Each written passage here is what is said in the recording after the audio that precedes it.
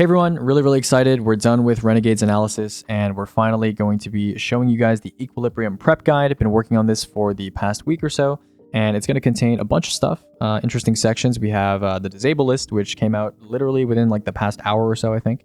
So I've had to change some parts of this guide a little drastically, but nonetheless, we stay moving. Lots of damage recommendations, lots of discussions on loadouts and stuff like that. We have a little shopping list for you guys, which is pretty trim. I know you only have 2 days, but it should be enough time, honestly, to get whatever you need. It's a pretty short list. We got team comp, lots of questions about team comp. We got damage strategies, we got builds. We have some small little techniques that might help, especially given the artifact and the certain damage strategies that I'm going to recommend. Maybe some stuff involved there. And then a couple discussions on trade-offs, actually, because I got some questions about, should I use Fortune's Favor or Nighthawk? Is Sentinel Shield worth using in 6-man, blah, blah. So not necessarily like completely related to the dungeon. Some of it's like 6-man stuff, but some questions nonetheless that I thought should be answered. So that is the outline. We have a lot of stuff to go over today, so strap in. Visually, this video is not going to be like slideshowy or anything like that because it's just raw information focused, but I think that's what you're here for. But it's not going to be too pretty. Sorry about that. But, I'm prioritizing, again, information throughput here. So with that out of the way, let's go ahead and get started with the disable list. So we had some predictions for the disable list. Is the sniper going to be disabled? The A499, the heavy sniper, certain artifact mods. And I think the disable list is pretty realistic, pretty reasonable. Nothing super out of the ordinary here. I'll just explain, for those of you who are not caught up, why certain things are disabled and what the ramifications are for the stuff that isn't disabled. Okay, so first, artifact perks. Anti-barrier sniper, for whatever reason, just like last season, Unstopped Sniper had a bug where it was like overcharging snipers in all portal activities. So right now, if you go into the shooting range and if you have anti-barrier sniper enabled, snipers will do 25% more as if they're overcharged, like the old overcharge master system. So yeah, a bit weird. I don't think it would affect the dungeon because I don't think the dungeon is a portal activity, but regardless, that's why that's disabled. Kinetic rupture was not scaling down in power like we talked about in the previous video where we were discussing artifact mods. So even at minus 30, Izzy is basically getting its damage multiplied by like 5 times if you shot a rupture. So that's why that's disabled. Abilities, Widow Silk and Navigator, these are both grapple melee related. As you probably saw in the abilities video, I think we talked about this, but Widow Silk is allowing non-grapple melee subclasses to have access to grapple melee, which is probably not intended. I don't think it was going to affect the integrity of the race or anything like that, but it's obviously not working as intended. Navigator, similar thing. Refurbished A499, a lot of bugs with this thing. Backup mag was dropping on it, wasn't supposed to. You can get like 4 in the mag, 12 with Envious. There was some other stuff with it where, you could just shoot and hip fire under a boss that was div because kinetic synthesis bricks were just reloading it for some reason. A lot of stuff with this gun. So I assume they just went the easy route, just disabled it for the race. Makes sense, right? Uncivil Discourse, you might have seen solo 2-phase witness, never before done, like legit. And it was done using this weapon with a quote unquote legit damage. So yeah, insanely OP with Lucky Pants. Not a surprise that it was disabled. I thought they might disable Lucky Pants instead of Uncivil Discourse, but they went the other route, which is fine. That's reasonable, right? And then all volatile mods also have no effect, right? So this is mostly the Cabal mod. There's a Cabal mod right now that gives you 17% increase to Cabal combatants. Presumably, the dungeon will be majority Cabal, if not entirely Cabal, given the context that we know about the dungeon. And yeah, so this makes it a lot easier for those of you who are grinding for the lawless weapon mod payouts, which were quite annoying, to be honest with you.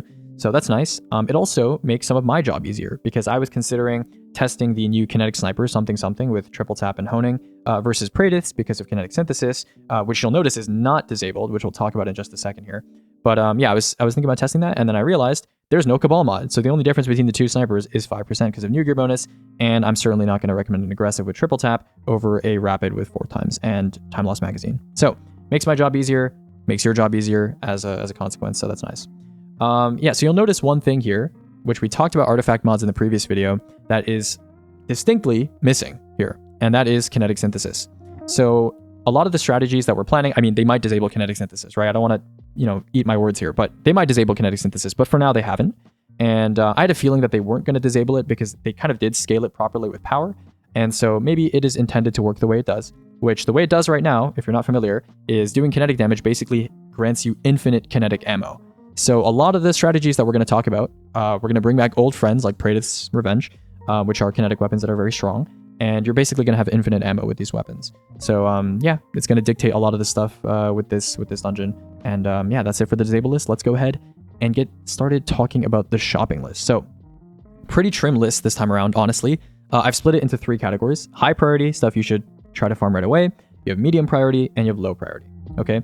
So high priority, you have Ferropotent 2-piece. We talked about this in recent videos, but basically universal DR, very, very easy to activate on any competent build, 10% DR all the time, refreshable.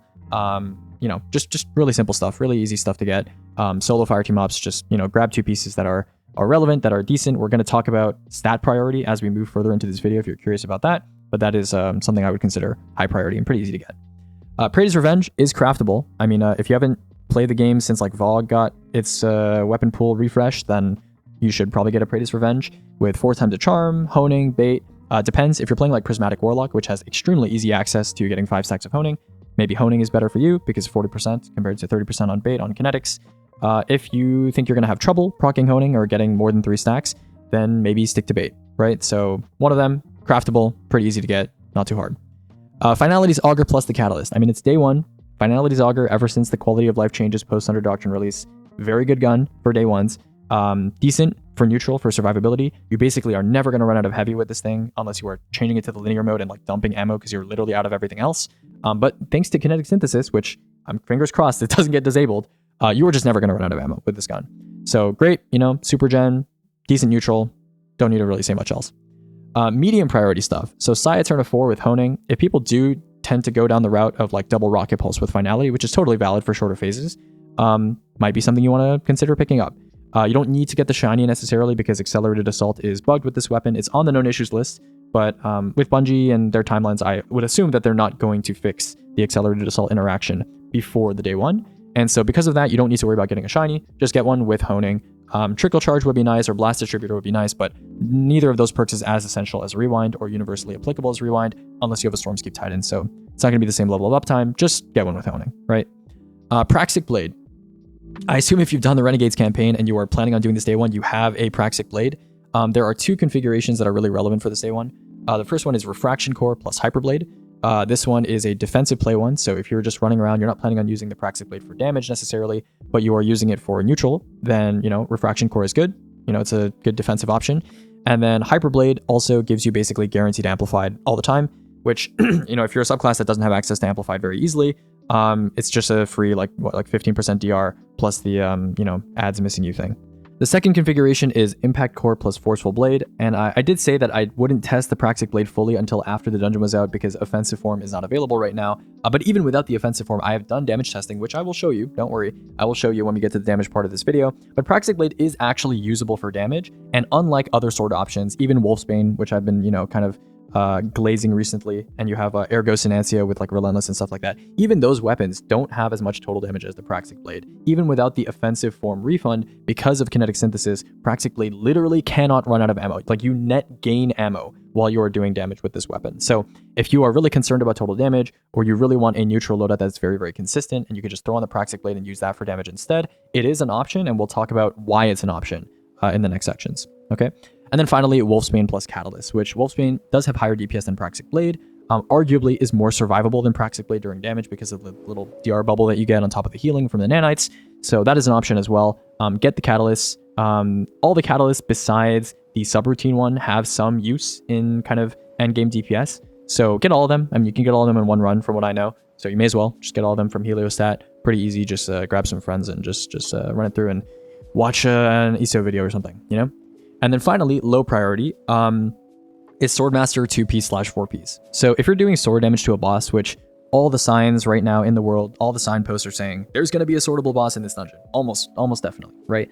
And if that's the case, then you want one person in your team to have a Swordmaster 2-piece to guarantee that the boss is consistently exhausted, because Swordmaster 2-piece, if you don't know, the set bonus, you do exhaust, infinitely refreshable on sword damage. So at least one person having sword. Exhaust is 25% outgoing damage reduction from bosses. Pretty nice to have, right? In case you get stomped and stuff. So that's pretty easy. And then 4-piece also, this is low-key like a little bit of tech from me. I'm going to try 4-piece for neutral roam with lightsaber, because it's basically infinite 50% DR when you're not blocking with your sword, which I think is pretty cool. You know, it's certainly like, I guess, higher DR than like Pharaoh and like Ion if you're running something like that. But, you know, certainly feel free to run like Pharaoh Smoke or whatever you're comfortable running. I will discuss Swordmaster 4-piece as we move into the build section and why I think it's potentially interesting with the lightsaber. But it's kind of a quirky thing. It's not really necessarily a strong recommendation from me. Okay, so that is it for shopping list. Honestly, not much to get this time around. Some of this stuff you probably already have because it's been on previous shopping lists for previous day ones, like Finality and Praedits and all that stuff. So not much to farm, not much to farm. You know, no volatile mods, no 8499 God roll that's shiny, no hand cannon that's shiny. Pretty straightforward, right? We like that. Okay, team comp. I've been getting bombarded with questions on team comp. Should I run a Titan? Is my Titan useless? Should I run Hunter? Is my Hunter useless? Some people think Warlock is useless, you know? Lots of different questions. I think by base, a lot of good teams right now are assuming that they're going to go into the dungeon with 3 Warlocks. And the reason for this, I'll explain some of the theory behind this, is generally on day 1, teams tend to craft with a damage intention first, and then they focus on survivability and mechs and stuff like that as a secondary, right? So I know a lot of people, when they approach me and they ask me about classes for day 1s and builds for day 1s, they're always thinking about, oh, you know, Nothing Manacles is so strong, or, oh, you know, Gifted Conviction is so strong. And they're always focused on the neutral. But a lot of teams, especially top teams, are really damage-minded, right, when it comes to day 1 planning. And then they kind of build craft around what they need to use for damage, right? So it's kind of a secondary consideration, which you can agree to disagree about, you know, that mindset. But that is typically how things go, right? And with the introduction of not swap to dungeon races, to raid races, you can no longer afford to run a damage exotic and a mechanics exotic. They have to be the same exotic, right? So on Hunter, your damage exotic is Nighthawk or Lucky Pants, which is obviously not on the table, right? So you have Nighthawk, or I guess to some degree Fortune's Favor, right? Depending on your setup. On Titan, you have Curus, and then on Warlock, you have a bunch of different options. You can run Matayo, you can run Sanguine, you can run Getaway, right? On Titan and Hunter, Curus and Nighthawk are famously not very good for survivability. I mean, you know, by default, Prismatic Titan and Prismatic Hunter have a lot of stuff in their kit, from Ascension to Consecration and stuff, that helps with survivability, but they're not on the same level as Getaway, right?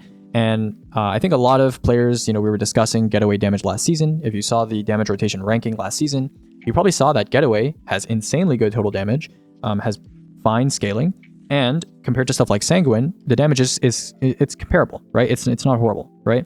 And so having an exotic that gives you access to insane survivability, especially with the changes to dominance and stuff like that. Like, I was not a fan of Getaway when the grenade changes were first announced, but once it was revealed that it works with dominance, stacks with grenade, does good damage, I'm on board. You know, I'm on board. It does a lot of stuff. So Getaway is kind of like a one size fits all. You know, in dungeons, in day 1 context, you always want to be picking stuff that you don't really need to think too hard about. You don't need to do a lot of player input to get a lot of gain out of it. And Getaway is the ultimate, just like, do whatever you want, the build will play itself kind of thing, right? So basically what I'm saying here, also, I will say, Prismatic Warlock is famously very good for stacking honing, keeping certain debuffs up. It's very versatile to form fill all these roles that I'm going to talk about when it comes to damage compared to the other 2 classes. So that's why a lot of people are focusing on 3 Warlock. Now, does this mean that Hunters and Titans are doomed, right? Does it mean that, you know, you shouldn't use them? Lucky Pants disabled, you know, Sniper disabled, like, you know, is it over? No. As usual, the minimum recommendation from me is just run 1 Warlock. Run 1 Warlock, and that Warlock should be on Boots of the Assembler and Solar, right? They should be on Well and Boots of the Assembler. I've had some questions from people asking me if, you know, if you're Solo Warlock, can you be on Sanguine? No, you should be on Boots, right? Boots of the Assembler is an essential, like, part of the day 1 meta now. It is a guaranteed 35% buff, good class uptime for dynamo distribution procs during damage and outside of damage, and it's a pretty solid exotic for neutral. I mean, you do have to play Solar Warlock, and it's not like insanely survivable or anything, but it's still pretty good for mechanics as well, right? So Boots of the Assembler is 100% guaranteed. You need to have 1 Warlock running a Boots well, or it's kind of a sell if you're not, right, to be honest. Okay, so that's number 1. And then the other 2 classes can really play flex. You can play flex. You can play 2 Titans. You can play 2 Hunters. Obviously, if you have, you know, just 1 Well, that Well Warlock, if it's a long phase, needs to be cognizant of getting their Well back before their Well runs out. But besides that, you know, the other 2 players can play flex. I will say, after having some discussions with some of my day 1 teammates, we have definitely realized that Warlocks are maybe more optimal for some of these, again, form-filling roles, these flex roles for like faceted purpose and stuff like that, for debuff extension. For longer phases, you know, Warlock is also obviously pretty good at, you know, debuff extension with like Prismatic Nade and stuff like that. So, you know, there's some other considerations there, but don't worry about it too much. You know? Yeah, that's pretty much it for team comp. I think it's pretty straightforward. 1 Warlock, 2 flex, but I think the default people are going for, if you are completely blank slate, your team can play anything, probably 3 Warlock. Okay, so that's it. Warlock obviously also has a lot of like versatility when it comes to supers, like you have Song of Flame, you have Needlestorm, you have Nova, you have Well, you know, a lot of different stuff you can use on day 1. Okay, So that is it for team comp. Let's go ahead and start talking about damage. So previously here, me and my chat, we went through all of the recent dungeon bosses from Duality onward.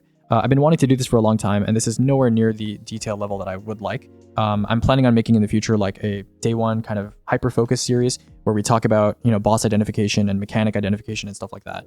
But for now, let's do some basic analysis, right? There's like three main categories of dungeon bosses. There's your standard melee bosses, which are sortable, and you know, they might stomp you and slap you, but they're not gonna like one-shot you, right? So you have standard melee bosses, you have mobile ranged bosses, and then you have special cases like Zoetic and Rhaenix. Okay. So standard melee really in your head should translate to sortable. Okay, sortable, and maybe not a boss you would want to do crit damage to, right? For example, Galron, you could div and do crit damage to Galron, but it'd be a bit awkward, right? You need to stand in a specific area, you don't want him jumping on you, he's just annoying, right? So for that kind of boss where you just want to throw yourself at the boss and just sword the boss, that's basically what this category is for, okay? So in my opinion, what you should do here, player one, you can be on tractor and you can swap off tractor. Even in not swap, you can, you know, as long as you swap from heavy to heavy. I mean, actually, it doesn't even like matter now. I think they changed this so the ammo swap requirements are not a requirement anymore. Like, you know, they don't trigger not swap. So forget what I just said. But the main thing here is I think you should run tractor. You can swap to the Praxic Blade on a Void Super, which will allow you to weaken just by hitting the boss, and you'll have a 30% debuff the whole time. Now, Praxic Blade on Void will go over its damage, its actual DPS in a second here. It's not amazing, but it's enough, and it's worth having a 15% extra debuff for your two teammates that are using normal swords for damage. Now, if you want to try hard a little bit, you can also use Singularity Blade. We're going to talk about the artifact mods when we get to the artifact section toward the bottom of this video. But you can also use Singularity Blade with an Attrition Orb setup on either like a Sinantia with Attrition Orbs or Wolfsbane with Attrition Orbs, and that will allow you to use Facet of Purpose in order to have Devour up all the time, or sorry, not Devour, but Void Overshield up all the time, and that will allow any of your sword hits to weaken through Singularity Blade. So that is an option for player one, right? Players 2 and 3, who are your just default damagers, right? It'll be Wolfsbane or Ergo Sinantia or Praxic Blade on Solar, right? You have three options, and I'll explain the upsides and downsides of each one, okay? Wolfsbane, super easy, super survivable, and you can run Attrition, you can run Burning, you can run Relentless, depends on the situation. I guess I should explain, I wrote a little explain note here. Wolfsbane has some quirks when it comes to damage that you should know about, but actually, okay, I'll come back to Wolfsbane. I'll talk about Ergo Sinantia and Praxic Blade Solar first, and then we'll come back to Wolfsbane, because there's a little bit of an explanation I have to give here. So Ergo Sinantia, this is only like, I think, really relevant, and you kind of need both, okay? So after they fix Relentless Strike to not work with the wolf packs, Ergo Sinantia, first of all, you need someone on a wolf pack Ergo, which is like a little bit of damage loss, and also if you don't have that, then, you know, you're kind of screwed. Your Ergo roll on one of your players has to be good to like extend damage, I guess, in some degree, so it needs to be like a Caster Polaris or like a lightweight Telesto or something like that. And then Sinantia, you obviously need a good Sinantia roll, right? So Attrition, Honing, Relentless Honing, something like that. And then you need Honing access as well. So Ergo Sinantia, like, it does good damage, good total, and doesn't require you to be on an exotic heavy like Wolfsbane, if that's like loadout restrictive for you. For example, if you wanted to run Wolfsbane, then you can't run Praxic Blade for neutral. So if that's a compromise you don't want to make, then that's a consideration you need to have, right? So Ergo Sinantia is an option. It's kind of similar to Wolfsbane in damage profile. I'll show you that in a second. And then Praxic Blade Solar. If you're really, really concerned about neutral, and you're really, really concerned about total damage, then Praxic Blade on Solar with a Solar Super on, for example, Song of Flame, you might think, oh, if you're on Song of Flame, and you're on Praxic Blade Solar, and you're going for those quick ignitions because of the scorching rounds you get from Song of Flame, surely the loss of a damage super is a significant damage loss. It's actually not. It's actually not. So if you have one person on Praxic Blade Solar, I'll show you that in just a second here when we go to the rotation kind of tab thing in my spreadsheet. Praxic Blade Solar is actually pretty good. It's not like as good as Wolfsbane and Ergo Sinantia, but it's up there. It's like, you know, if basically what I'm saying is if Wolfsbane can clear an encounter, then so can Praxic Blade on Solar. Okay, if that makes sense. So yeah, that's the deal with the sword alternatives. And then Wolfsbane. So Wolfsbane has a couple things that you should know about. So what catalyst do you choose? That's like the first question everyone asks. What catalyst do you choose? I would actually recommend against Burning Ambition. I would say Attrition Orbs, because, you know, Attrition Orbs kind of implies, first of all, it's good for survivability. If you're running Smoke Jumper, obviously Attrition Orbs is going to make you like unkillable during damage. Wolfsbane is famously very, very good at making a lot of orbs, especially when you have Nano Assault active. That's number one. Burning Ambition, like, it does increase damage by, I think it's like 10% or something like that. It's in my spreadsheet somewhere. I don't know, it's my spreadsheet and I forgot, whatever. But I will say, like, I tested Wolfsbane with Relentless on, and it was still competitive in terms of damage. So if you added Burning Ambition, it would be even better, but I don't think damage is really that big of a concern. So I think you should either go Attrition for survivability focus with Smoke Jumper, or to create orbs for a Facet of Purpose user on your team that's doing debuff extension with Singularity Blade, or you can go with Relentless. And Relentless, Attrition Orbs and Burning, you do kind of, if you're doing the new combo, which again, I will explain, You do run out of ammo like in 45 seconds or so. So if the phase is really, really long, you may want to consider investing in Relentless. And you can also argue that Wolfsbane's like DR from its handle is like enough by itself to keep you alive, and you don't really need like the orb generation or anything like that. So it's kind of a toss-up. It depends, right? So take your pick. Okay, now Wolfsbane, in terms of actually using the axe/sword thing, okay, there's a couple things you should know. Because Wolfsbane, as much as some people view it as like a burger weapon or like a fatherly weapon, one might say, it is actually quite, I don't want to say like annoying, but it's a little tight to use it correctly. Because if you use Wolfsbane incorrectly, you lose a lot of damage, okay? Like it becomes worse than legendary swords. So there's something you should know about it, okay? So for those of you that don't know anything about Wolfsbane, because I have a lot of friends who are endgame players who kind of wrote off Wolfsbane as kind of just one of those exotic mission exotics, don't really care about it, you know, like how people wrote off Finality's Augur when it first came out.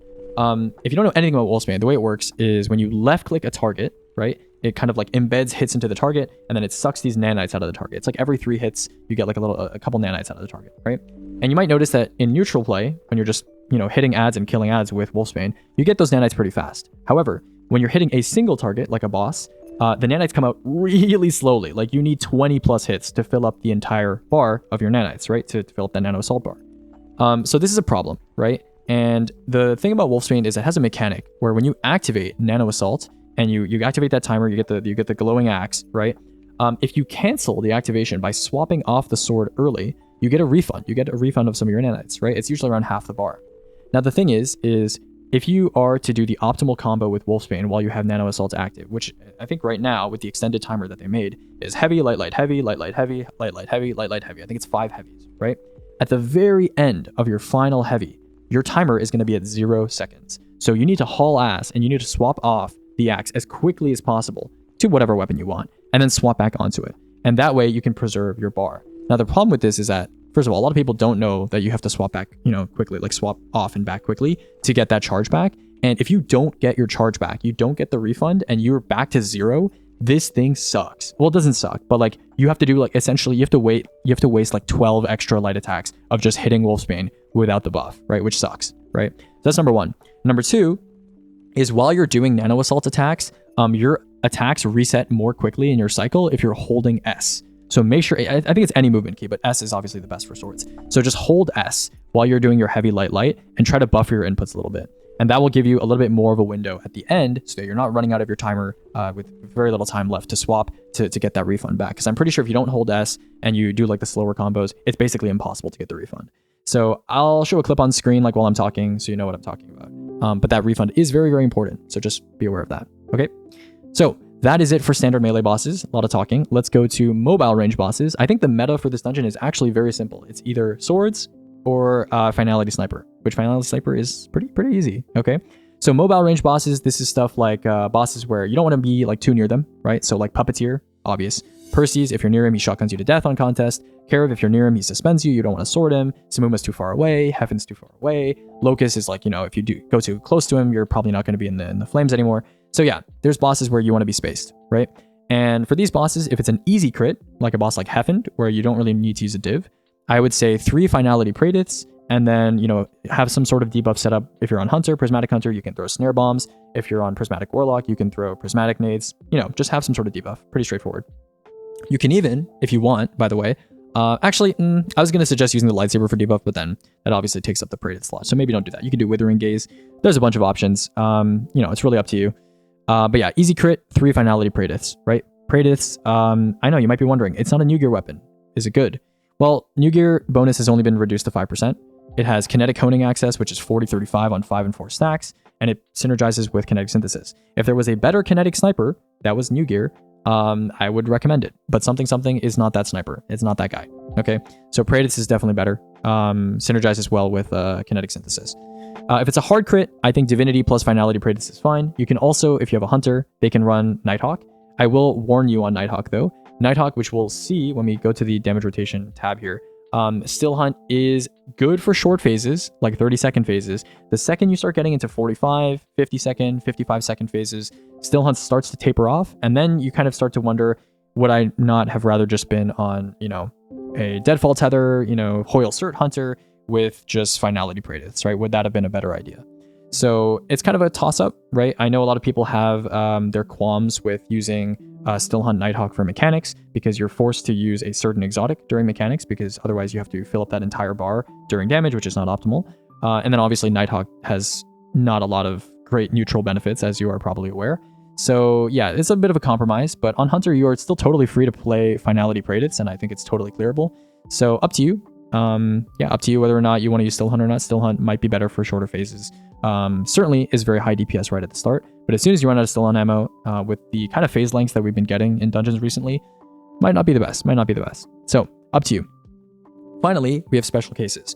This one I cannot really provide you insurance for, because special cases, Zoetic, you might get a boss where you shoot the boss in the eyeball and you see the yellow number and it's not doing that damage to the health bar, and I can't really do anything about that. So I'm just going to give you some garden variety options that you can take a look at and maybe have them in the back of your mind. We're unlikely to get a boss that fits into a Zoetic or Renix type of situation, but if we do, Parasite Rocket Pulse is always an option. You have area denials, anything that's like really splashy and doesn't, it's just raw impact explosion damage, doesn't really require any sort of crit or anything like that. Area denials, compressed waves, Dragon's Breath, Whirling Ovation, that sort of thing. If you have like spread boss, like again, like Renix, where, if you have like a Dragon's Breath, it's not going to hit all 4 Shriekers.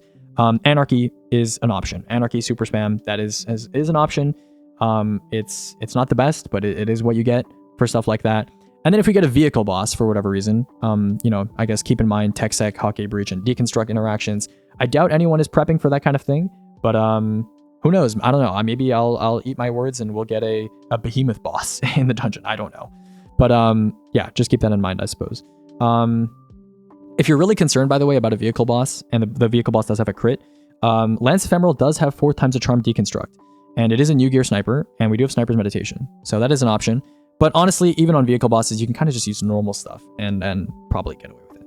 So that is it for damage. I hope you guys are happy with that. I'm going to go ahead before we talk about builds, and I'm going to show you a tab. If you are curious about day 1 damage, this is going to be the most important image that I show you in this video.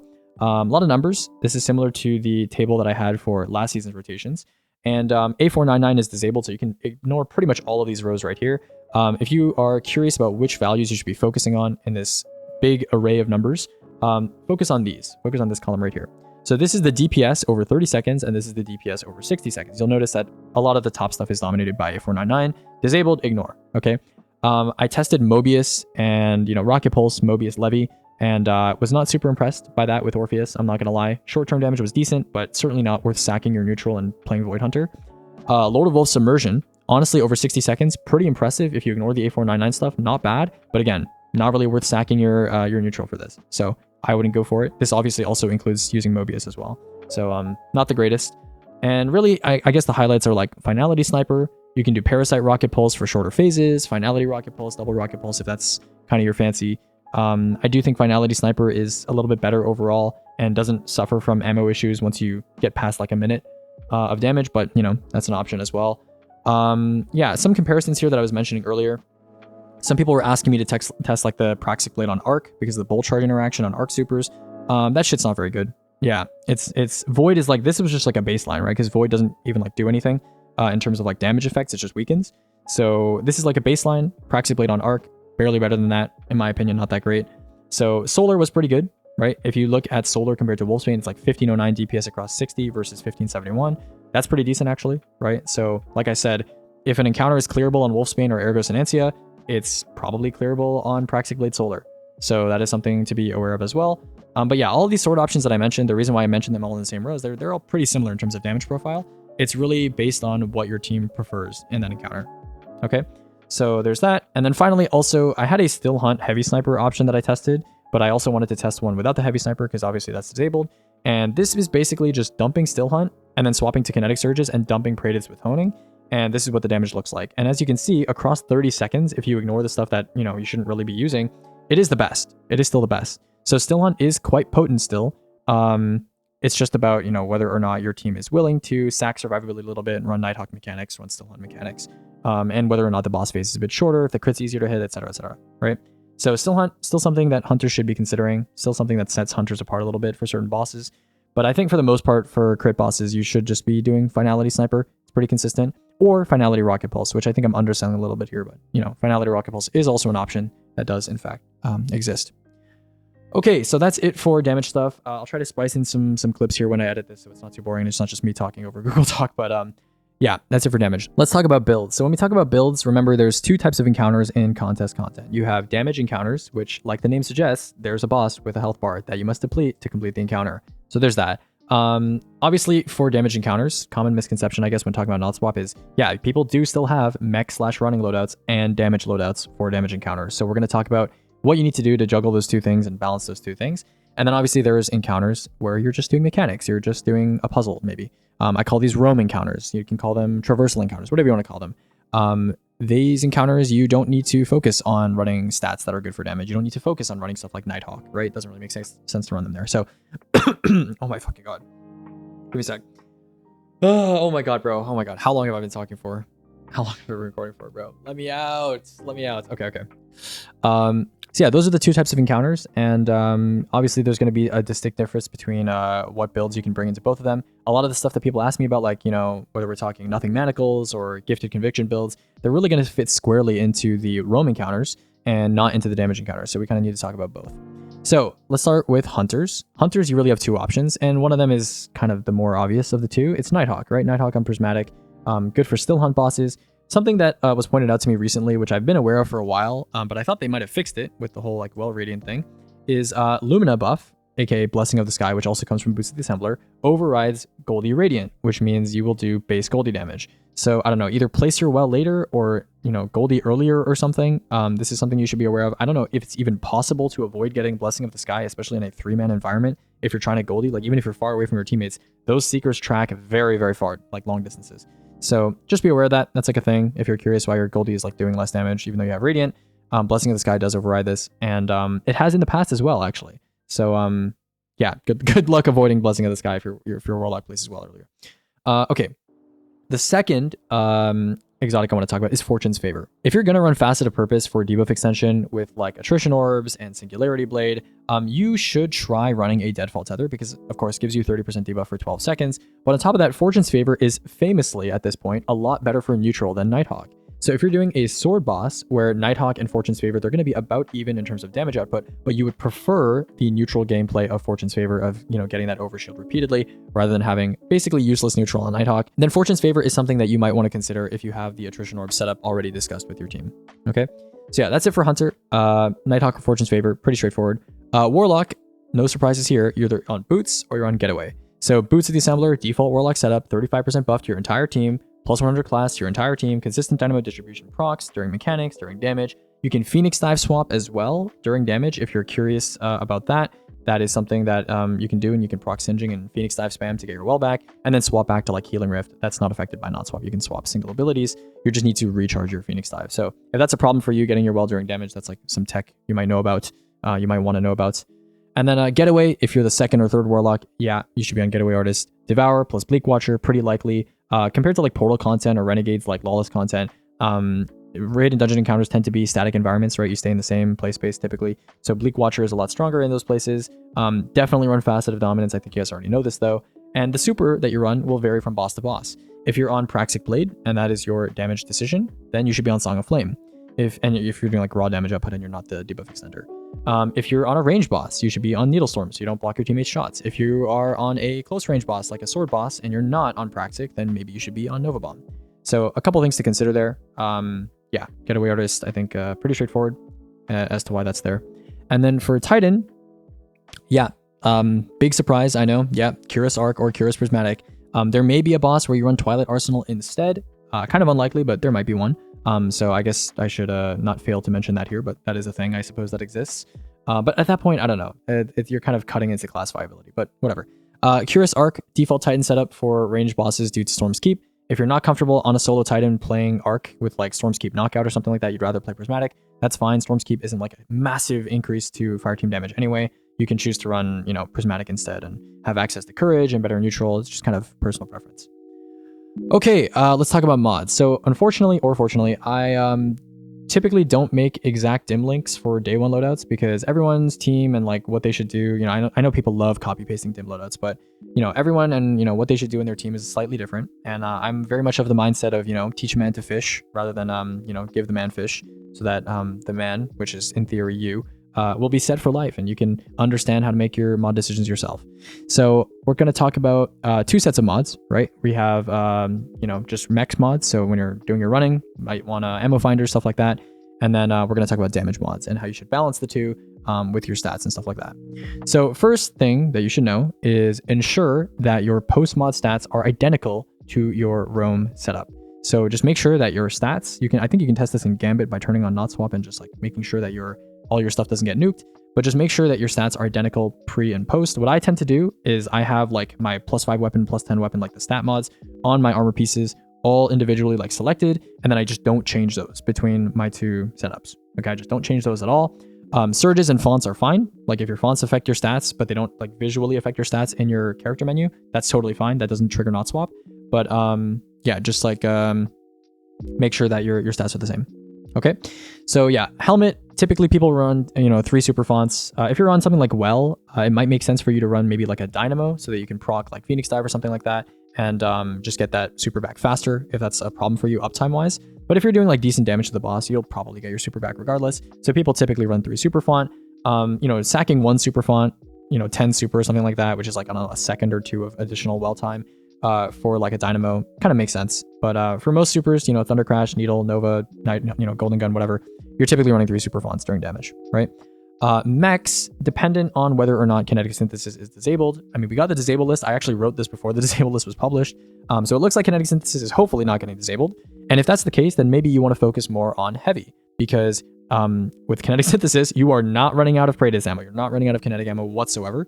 If you choose to run like an energy special, like double special instead, then maybe you want special ammo. But typically I would say, 2 finder, 1 scout is pretty standard. If kinetic synthesis continues to not be disabled, then probably those will be of the heavy variety. If you're not running melee or getaway, you may want to run a siphon. This is mostly for Solar Warlock players, because basically every other build that's not Solar Warlock that people are going to be taking into this contest race for damage encounter specifically is going to be able to generate orbs nonstop. Whereas with Solar Warlock, I mean, you don't make them as often, so maybe you want to run a siphon. Okay. Okay, arms mods. If you're on Getaway Artist, you should almost always be running 3 Grenade Font because it contributes to your damage fairly significantly. Your Grapple, Grapple melee is not a thing actually, so I should just erase this line, forget you saw that. If you're doing weapons focused stuff, so basically like Solar Warlock, you should run 1 relevant loader for damage and possibly redistribution mods, like Bolster Detonation. Kind of depends on what you have in terms of ability uptime. They can be helpful, right? Doesn't really matter that you have more than 1 loader. The way loaders work is that 1 copy applies like a scalar, and then additional copies give you slightly more reload stat, but don't really change the scalar from what I know. Basically like hugely diminishing returns. So just have 1 copy of a loader of like whatever weapon you think you might be manually reloading a lot, and then save the rest for like redistribution mods if you're not running Getaway. I mean, you can run like grenade or melee fonts if you want to for uptime, but that's really up to you. For mechanics, yeah, no surprises here. If you're on a melee build, you're running 3 heavy-handed. If you're on a not melee build, like Getaway, you're running 3 firepower, and then if you're running like weapons-focused stuff like Solar Warlock, you can run ticking font or redistribution mods. For those of you that are not aware, there was a change recently with Renegades where you can no longer pocket armor charges with non-ticking armor charge mods. So if you're the type of guy to run stacks on stacks and special finisher and just hold on to 3 armor charges and then swap to your damage loader and have the surges start ticking when you need them to, you can't do that anymore. So during mechanics, you need to have some sort of ticking armor charge mod. That might be a grenade font mod. That might be a class font mod. That might be whatever your heart desires, but you need to have a ticking mod or else you will have your surges eaten. So just be aware of that. Arms might be a good place to put them on. Okay. On your chest, just put resist matching whatever the boss is going to do to you. You may have a situation where, let's say, a boss is spewing fire on you during damage. Then maybe you would run 2 solar, 1 concuss during damage. And then maybe the environment for mechanics is going to have maybe, I don't know, some snipers that are doing void damage to you. Then maybe you might want to switch to 2 void, 1 sniper or 2 void, 1 concuss. So just be aware, not much to talk about here, but really just be aware that the boss's kind of hazards during damage may be different from the encounter's mechanical hazards. So just, be willing to, run different resists during damage, maybe outside of damage, but typically they're the same. I did right here potentially 1 charged up. If a boss damage environment is like not super dangerous and you maybe have trouble keeping your surges up and you want like 4 armor charges for a really long phase, that's potentially an option, but this is almost never comes into play. So maybe just ignore this. Okay, leg mods. For leg mods, almost always 3 surges. You should never be running weapon fonts, unless you're on Sanguine, which again is not really relevant for this contest discussion. So yeah, you should always be running 3 surges, not weapon fonts. If secondary element is significant, maybe a 2-1 split, although surge swapping using loadouts is a viable strategy for very split elements. So what do I mean by this? Let's say you're running Finality double Rocket Pulse, right? And you're dumping 1 Rocket Pulse into the next. So you have Finality, you have Psi Eterna, which is Arc, and then you have Mint, which is Strand. So let's say you start by dumping Mint. If you start by dumping Mint, then you would want to run 1 Solar and 2 Strand surges. And then maybe you super or something like that after you're out of Mint. And then you swap to a loadout with 1 Solar and 2 Arc surges. This is completely not swap compatible and will increase your damage. So just be aware that that is a thing you can do. Obviously, if you're doing like a rotation where you're doing multiple weapons at the same time, then you kind of don't have that option. But if you're dumping one thing into another thing, you may want to consider having 2 identical loadouts where the only difference is your surge mods. That is a thing you can do. Okay, for mechs, just have a relevant scab on. You can have a weapon font. It's optional given the ticking conversion change. I think it's either weapon font on your boots so that you have better ammo generation situation, like higher chance of the big RNG brick. And then, or you can do, arms mods with like grenade fonts. I think those are like the 2 big ones that you might want to consider looking at for ticking mod sources so that you don't lose surges going into damage. Stacks on stacks, for more special finisher spam. And then maybe better already to proc Pharaoh. But I think most builds already proc Pharaoh pretty frequently. So you can replace this with like an ability mod or something like that, like Absolution. Recuperation got nerfed, so I'm not going to suggest that anymore. No, don't run double recoup during mechanics. That shit gives you like 20 health or something. It's horrible. So just be aware of that. And that's it for leg mods. And then finally, class mods. So class mods, typically you want to run at least 1 time dilation. So you get your, per armor charge to like 15. 10 is a pretty hard sell, right? Especially for longer phases. 1 powerful attraction is good to pick up like Golden Gun, Attrition Orb, Well Orbs for like a surge refresh. I think distribution is kind of underrated. A lot of people tend to run 3 super fonts, so there's no room for Dynamo on the helmet. But a lot of people are willing to have some wiggle room with their class item mods. And so distribution gives you super back. So, you can run distribution with like Thruster on Titan or something to get a little bit of extra super and get your T-Crash a little bit faster, or same thing on Hunter. So that's an option for you. And then for mechs, you got special finisher, distribution, time dilation, Reaper, powerful attraction as needed. Completely class and build dependent. I think you guys can figure that out by yourself. Okay, that is it for damage loadouts. Let's talk about roam loadouts. Roam loadouts are a lot simpler because you only need to run 1 setup. You don't need to run multiple loadouts for roam. On Hunter, I think we have kind of condensed all of the loadouts, not just for Hunter, but just in general, we've condensed all of the loadouts. I've been presented with a lot of different options for contests that people have brought to me, and I think there's not too many that are really crowded at the top. So on Hunter, I think you have Gifted with Ascension Tempest Strike, permanent amplified DR, you have permanent Diagro, you have a lot of DR stacking from your Gifted Conviction Jolting, very survivable, very good stuff from Gifted Conviction. Pretty solid, pretty consistent. If you're comfortable playing the build, I think it's one of the best right now in terms of consistency. And then you have Hoyle Cert, which is like, classic. We've talked about this before for, I think, the past 2 races, right? Hoyle Cert is insane for just living. Best DR stacker in the game. You have DR from your fragments, you have DR from your aspects, you have DR from your class item. You have just insane DR stacking and great ability uptime. You can run Gunpowder Gamble. I know some people are big fans of Gunpowder Gamble. You can do that with Ascension. You can run Ascension Clone. A lot of different options. It's just like spamming a bunch of abilities. The only thing with Hoyle Cert really is that I guess your ad clear is not as good. You have to focus on, relying on your weapons a little bit more than the other subclass setups here. But it kind of trades that off for like a lot of survivability, a lot of consistency. So that can be something that people favor. Warlock, surprise, it's Getaway Artist again. It's like the default Warlock build, permanent Amplify plus Devour, constant Jolt on enemies, extremely easy. And I think after playing like Renegade's Lawless content, where the content scales from like -30 down to like -50, I think Getaway Artist feels perfect at -30 content, right? You know how some builds, they do just enough damage to like one-shot red bars quickly enough that they feel good in terms of their uptime. And then as soon as you go into like harder content, they kind of start to fall apart at the seams. Getaway Artist, I feel like it doesn't feel as good in -50 content. You have issues with Devour uptime and killing red bars with your turret. But I feel like in -30 content, it's perfect. So if contest ends up being -30, which it probably will be, it's just right. It's just right in terms of uptime and reliability at that power delta. So yeah, Getaway Artist, pretty simple stuff. And then Nothing Manacles. Nothing Manacles, obviously I didn't recommend it for damage setups because you have to play board Warlock during main damage. A lot less versatile than Prismatic Warlock. But for neutral stuff, where you're just running around and you're doing mechanics, Nothing Manacles is I guess like a more bursty version. It's like a consecration kind of version of Getaway Artist, where instead of playing turrets, you are throwing out the void nukes, which come back very, very quickly.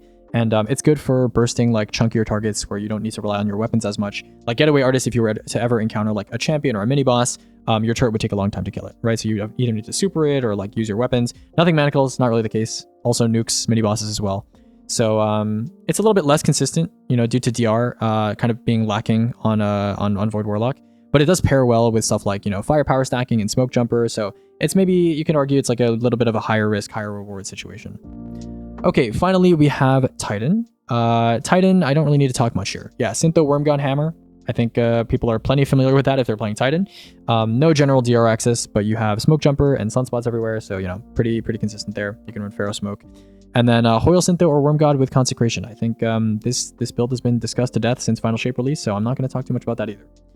Okay, in terms of mods for Roam content, I mean, there's not much to talk about here. I think everyone already knows this, but yeah, super generations, Roam builds these days, a little note from me, you don't need ammo that much, because if you're on Consecration, or you're on Throwing Hammer, or you're on Nothing Manacles, or you're on Getaway Artist, you're on Gifted Conviction, if you're on literally any of these builds, almost all of them are completely comfortable just destroying ads and destroying rooms of ads on their own. So you don't really need to run Finders or Scouts or anything like that in most cases, right? So most of the time, you just are farming super, right? 3 firepower, 3 heavy-handed. I mean, all of these are melee or grenade based, so yeah, it makes sense. On your chest, matching counter damage resist, legs, stack, scab, absolution, but already ability. Yeah, this is kind of just a repeat of like the mechs mods that you would run for like a damage loadout, except these are completely focused on just running, and you don't really need to worry about ticking armor charges or anything like that. So yeah, the one thing I will say that I kind of wrote here that I didn't write on the previous section is Proximity Ward. I think Proximity Ward is pretty cool. Maybe slept on mod. You get an overshield while you're doing finisher. That's cool, I guess. But yeah, that's not really necessary. I don't know. You are very survivable these days on all 3 classes when you're doing mechanics. Let's talk about weapons. So these are the weapons that I think that you should carry in your back pocket, in your inventory for day 1. Let's talk about them. So Rocket Pulse in both slots, Mint, Rewind Honing, or maybe Envious Chain Swap for Emogen. You have Trickle / Blast Distributor plus Honing Sciaturna. That's an option too. Izanagi's Burden, I think, can be good for mechanics for like bursting down like crit enemies. Praetor's Revenge for damage. Lance Ephemeral, if Kinetic Synthesis gets disabled, Lance Ephemeral is probably something you want to look into. Choir of One for mechs. Praxic Blade with Refraction and Impact for damage and for defensive play. Area Denial for Transcendence building. I find it to be like useful on like Getaway Artists. Might be something you want to swap to for a roam encounter. Instead of running Mint Choir, you can run Area Denial Choir, because Area Denial is certainly a lot more efficient at building Transcendence. Lotus Eater with Shoot to Loot. I know this is not accessible right now, but if you have it, you already know to bring it. It's good stuff. Very good stuff for running double special and like picking up Kinetic Synthesis bricks. Great stuff. If you don't have that, Shoot to Loot, Explosive, Energy Primary. I'm talking Tarnished Metal, Bria's Love, Staccato, blah, blah, blah, you know, that sort of stuff. Withering Gaze, non-heavy, right? So not a machine gun, obviously. Talking stuff like Aisha's Embrace. You can run Valletta, you know, lots of Withering Gaze stuff. You can run Monody from this season too, the fusion rifle.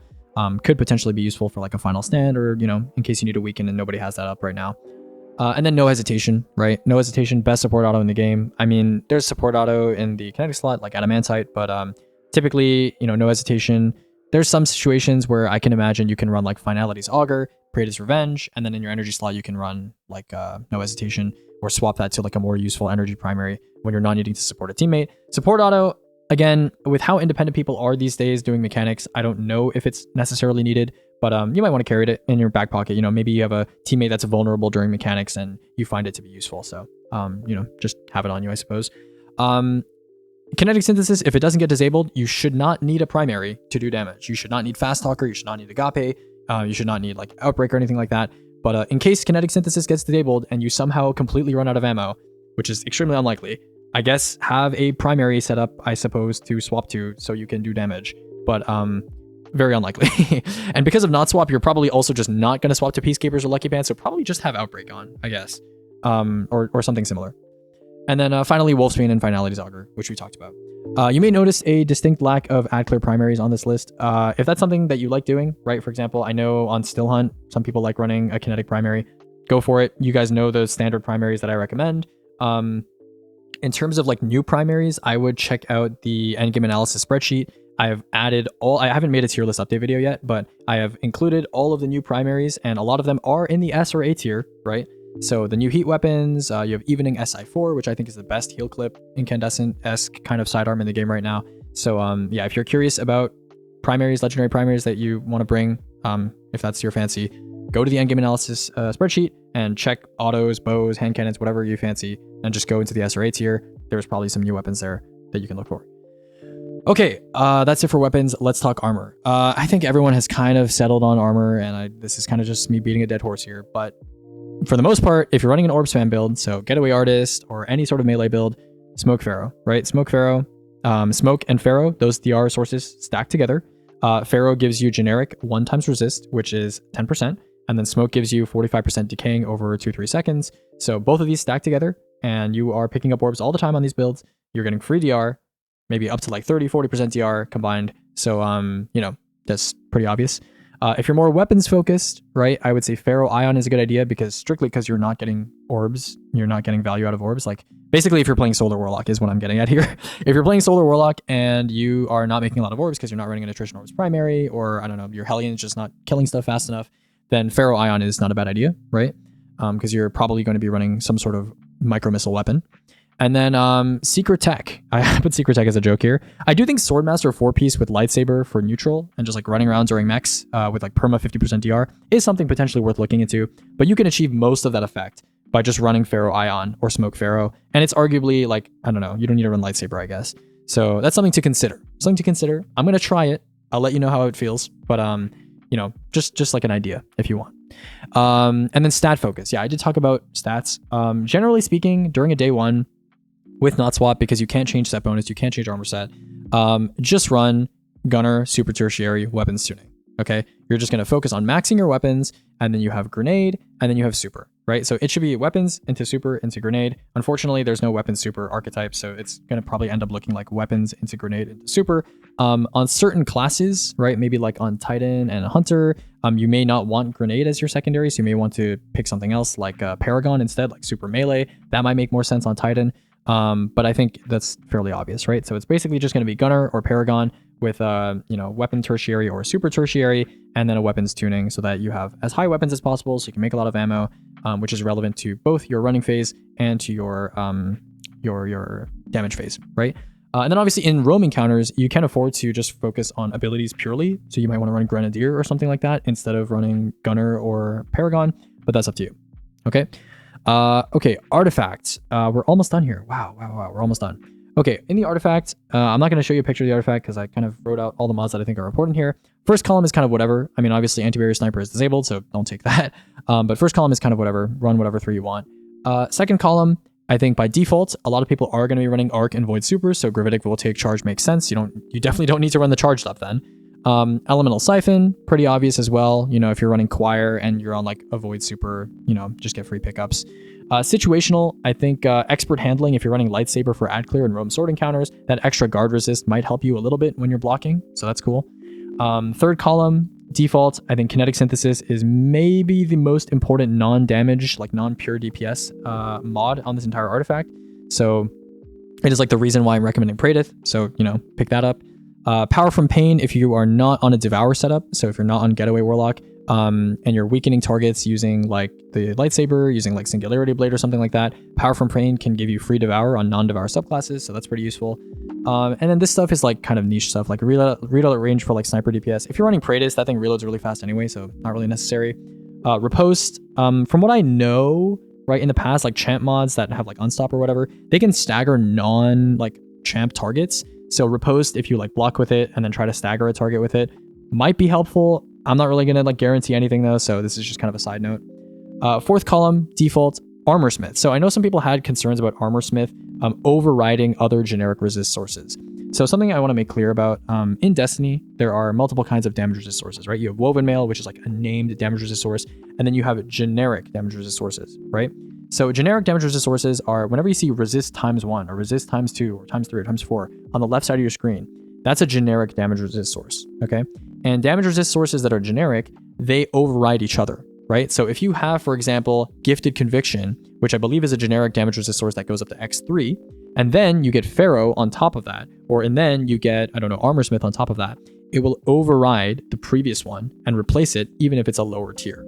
So I know some people were saying Armor Smith overrides other DR sources. It does not override Woven Mail. It does not override Void Overshield like EHP DR. and it does not override stuff like Smoke Jumper. Okay, so Armor Smith can be useful. It's basically like a blanket where if you don't have Pharaoh up and you happen to break a shield on the off chance, you might get DR, right? So that's a thing, I guess. It's not super important. I don't know why I bolded it. Probably doesn't need to be bolded. But if you're running something like Gifted Conviction, or if you're running other, higher sources of generic DR, you may not want to run Armor Smith. Okay. Combination Argent Blade for sword DPS, pretty obvious. Just have that on. Singularity Blade is potentially good for sword roam. So if you have Void Overshield from Facet of Purpose, or if you have Devour and you just want to weaken stuff that you're smacking, sure, run Singularity Blade. And then for debuff extension, obviously during damage, run Singularity Blade. Situational Dielectric for jolting builds. This really applies to Getaway Artist and to Gifted Conviction. Those two are the main jolters of the kind of builds that we have right now. So Dielectric can give you some free Volt Charge if you're running around with those builds. And then finally, fifth column, Sniper's Meditation for Sniper DPS, Swordstorm combo for Sword DPS, pretty obvious. And then Void Infestation, if you're running like Singularity Blade plus Power from Pain for roam content, then Void Infestation is like a free little tiny Deathbringer projectile thingy that flies out and can hit more ads. So that can be nice if you're running roam content. I don't know. I feel like the artifact is not super like contested this time around. It's pretty obvious what you should run. For roam stuff, you don't need to run Sniper's Meditation, so you can just pick Void Infestation instead. I don't know. It's pretty obvious. Just whatever encounter you're doing. If you're doing sniper damage, put the sniper mods on. If you're doing sword damage, put the sword mods on. If you're doing roam content, put Void Infestation on. It's like pretty obvious. So I think it's fairly straightforward. Nothing much to talk about with the artifact. Okay, our last two sections. Tech. We have two things for tech. I was going to maybe put some more stuff, but I couldn't really think of anything else at the moment. If I remember anything, I'll probably put in the pinned comment. But there's two things. The first thing, Shoot to Loot. Super good for kinetic synthesis. If you're running Finality Praedyths and you're just dumping Praedyths into a div bubble and you want to reload, just Shoot to Loot the ground, bang. You only need to do it once in a while. Very helpful. Helps with your uptime. And number two, Surge swapping loadouts. We already talked about this, but yeah, like if you're, for example, dumping Still Hunt and then you're dumping Praedyths, have two loadouts, one on Solar Surges, one on Kinetic Surges. It will increase your damage. Nice. Okay. Finally, trade-offs. By the way, if you're just curious about the day one stuff, you can kind of click off the video now. Trade-offs is like an academic discussion thing. I just didn't really know what video to throw it in, so I just threw it in this one, okay? A lot of you guys have been asking me, is Stormdancer's Brace better on Arc or Prismatic? Is Fortune's Favor better or is Nighthawk better? Is Sentinel Shield worth bringing into day ones? Is Darcy worth it for the A499? These are like the four big questions that I've been getting, and the four questions that kind of require you to do some math to answer them. So I will answer them right now. Stormdancer's Brace does about 10 to 15% more on Arc than it does on Prismatic, even when you factor in Prismatic having Courage and Unravel. However, Prismatic Neutral is obviously probably better, and this also requires you to have Arc Soul active and Ionic Sentry active on Stormdancer's Brace, which is like, I guess, I don't know, you kind of are forced to run two specific aspects, which can kind of cut into your survivability, I suppose. But yeah, that's just something that people were asking. Fortune's Favor versus Nighthawk. We kind of discussed this already when we were talking about damage builds and damage exotics for damage encounters in day one. But basically, right now, Fortune's Favor, because it's only 15% on non-heat weapons, it's better for sword damage. Like I did some calculations for like long damage phases, like 60, 80 second damage phases. And even without a Nighthawk Goldie, if you choose to run like Tether, for example, it is like, I think it's slightly better for sword damage on the long term. And then it's definitely worse for sniper damage because of, Still Hunt and stuff like that. And then relevant overshield sources for discussion here are like Bastion, Banner Shield, Facet of Purpose, Edge of Action. Those are the big four, which we'll definitely be looking at more in the future when we discuss like 6-man damage scenarios as opposed to 3-man, which is what we're focusing on right now because of the dungeon. Sentinel Shield, not as impressive as you might think, especially because Fortune's Favor is only 15% rather than 20. But basically, I did the math of calculating how much damage does a fire team with 4 Fortune's Favor Hunters, 1 Assembler Warlock for a 35% buff, and a Banner Shield compared to 4 Celestial Hunters and maybe like 2 Assembler Wells instead. And the damage is pretty similar. It's pretty similar. So it's not super worth. I mean, you could argue that Banner Shield is more consistent and more, I don't know, like unkillable. You can't really die with a Banner Shield in front of you. So yeah, I mean, we'll definitely discuss it more in the future. But even in 6-man content, I do want you to know that Sentinel Shield is very much like a borderline thing. And I think in more optimized content, people are going to run either like Bubble, or they're going to run Facet of Purpose spam, or they're going to run Edge of Action instead of having to sacrifice someone to just run Banner Shield. Okay.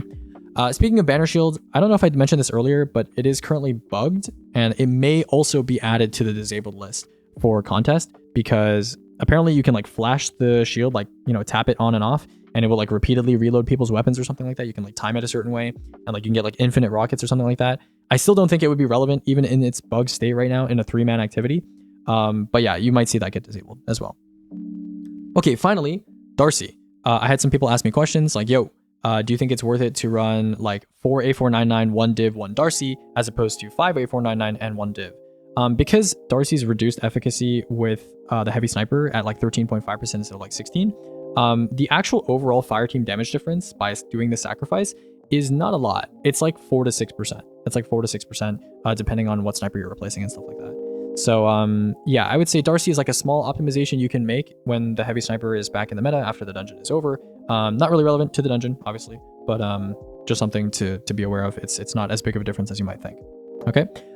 That is it. That is it. Wow. That is it for this video. I hope this was not longer than 2 hours. And I hope you're not too bored because I know there was not a lot of visual stimulation in this video. I'll try to throw in some footage because obviously I recorded all my damage rotations and stuff. But I hope you guys enjoyed. Good luck with this video. I'm going to go and massage my throat because I've been talking for like 2 hours. Goodbye for now and good luck with your day 1 prep.